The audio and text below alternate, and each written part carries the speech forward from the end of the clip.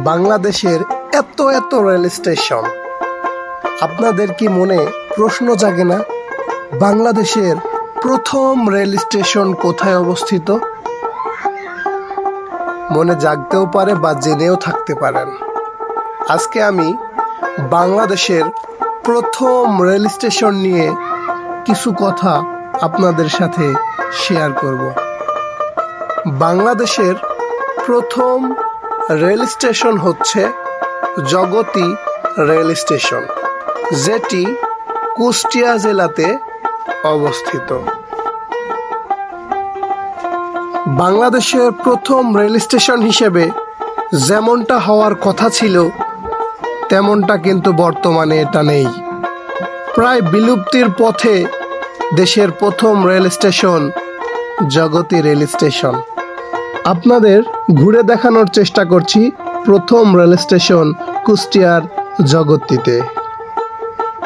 এই বাংলাদেশের প্রথম রেল স্টেশন জগতীটি অবস্থিত কুষ্টিয়ার সদর উপজেলায়।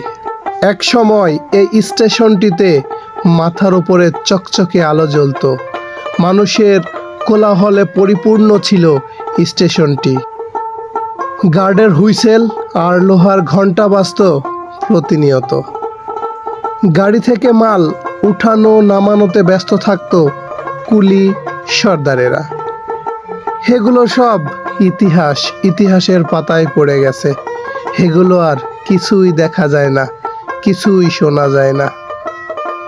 অযত্নে অবহেলায় পড়ে আছে আজকে কুষ্টিয়ার জগতী রেল স্টেশন, যেটি বাংলাদেশের প্রথম রেল স্টেশন।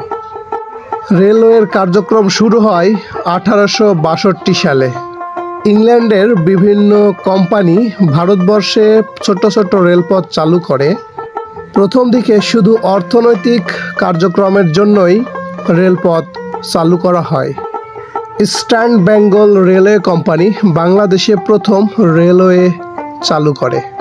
1862 সালের 15 নভেম্বর কলকাতার রানাঘাট থেকে প্রথম জগতী পর্যন্ত রেল স্টেশনটি বাংলাদেশে কার্যক্রম শুরু হয়। কয়লার ইঞ্জিনে পানি দেওয়ার জন্য এই বিশাল বড় পানির টবটা।